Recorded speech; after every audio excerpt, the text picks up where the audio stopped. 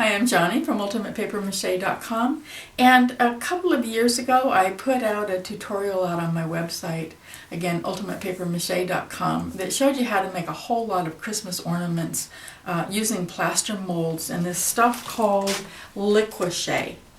And I really like working with this because when it dries, it feels really cool. It feels like soapstone almost. It's got a really nice feel to it. It's really easy to use because the plaster molds are really cheap to make, and it works just like a ceramic slip. You pour it into the mold, you let it dry around the edges. The plaster pulls the water out of the Li-Qua-Che so that it creates this little thin skin around the edge of the mold, and then you just pour the excess out and you can use it again. So it seems kind of expensive. It's $39 for this amount, but you really don't use very much because it really just makes a thin skin. But after I made that tutorial about the Christmas ornaments, it kind of disappeared. I had a really hard time finding it, and people would ask a lot of times out on my website what kind of product could they use in plaster molds, and I'd always recommend it, but people really have to search far and wide to trying to find it. And then a couple of weeks ago, one of my readers said, hey, it's on Amazon.com. Just showed up recently, so yay, I went ahead and bought some. And I made, this has nothing to do with Christmas, a little two-part piece here. This is I'm a little fictitious Northern European ancestor with a carved wooden wolf hat or headdress, or I don't know what it's called. I made it up, but I kind of like him. He's kind of cute, and it worked really, really nice, just like it always did before.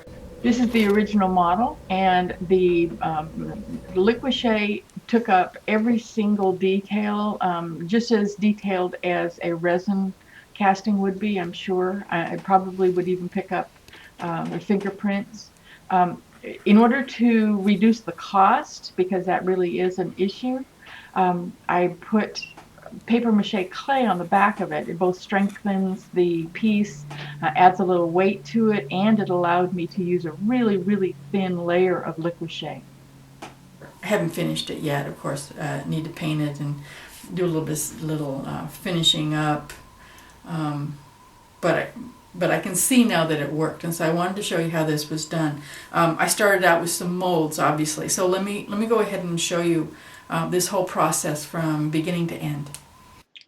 I started out with a model made out of WED clay. It's in two pieces. The wolf hat is separate, and you can see that there's a piece of plastic under there to make sure that I can be able to take them apart. Then I put the two pieces on separate pieces of foam board and just clean them up a little bit so that they make a nice mold.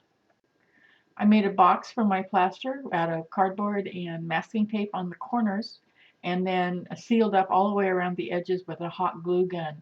You do want to make sure there's no holes or you'll end up with plaster all over the floor. And then I mixed up some plaster. You start out by just putting the plaster into the water, not the other way around. And then you let it sit there for just a moment. And after the plaster has a chance to soak up some of the water, you just stir it up until it's nice and smooth. Then you just pour it into your mold. And you just fill up the box, of course, and let it harden. And then you get to take the clay out from the inside. I didn't use any kind of release because I didn't want any kind of oil to be plugging up the pores in the plaster. Plaster has to be absolutely clean so that the Li-Qua-Che will be drawn into it. I did need to clean it out just a little bit because some of the clay residue stayed in there, but that was easy enough to do just with some dish soap and a real soft brush. I let the plaster molds cure for a couple of days before using them. I needed to make another box for the Li-Qua-Che for the hat portion of the sculpture because it's open on two sides rather than one, so the Li-Qua-Che couldn't just be poured into it and then poured back out again.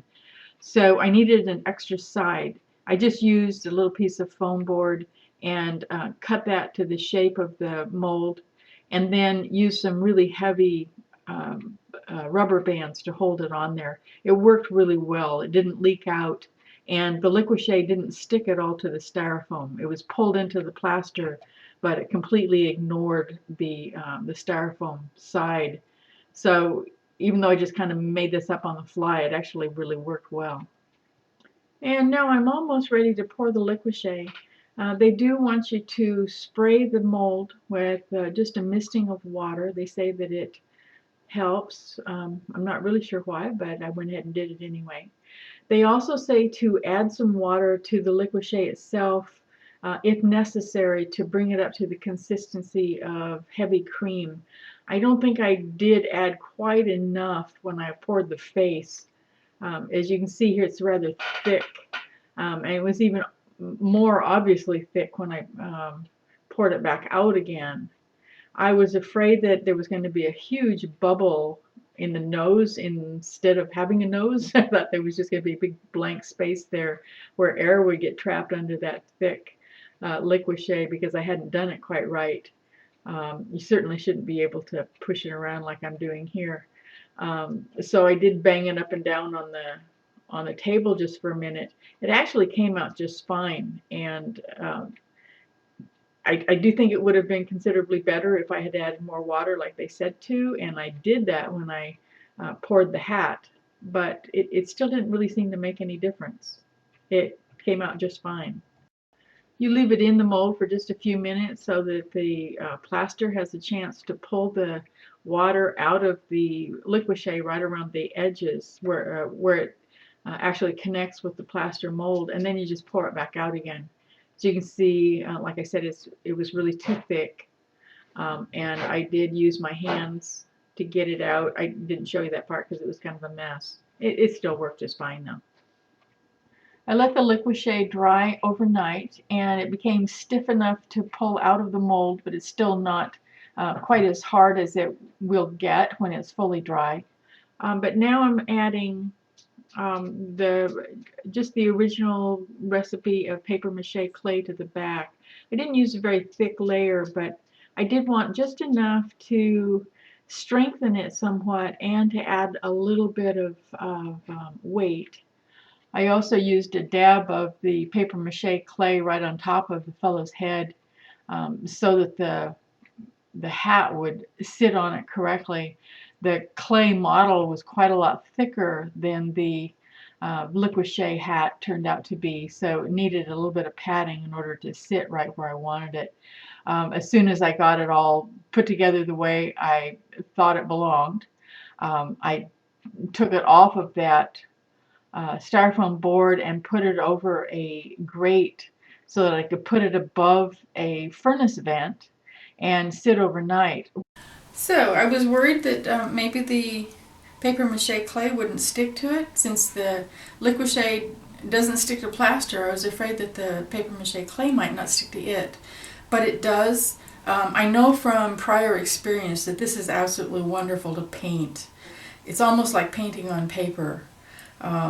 So it should be a lot of fun to finish this guy up. I'll put a photograph of the Wolfman after I get him completely finished, and I'll put it up on my website at ultimatepapier-mâché.com. If you make anything at all, papier-mâché or anything else, we want to see it. Come show it off. Again, ultimatepapier-mâché.com. We'll see you there.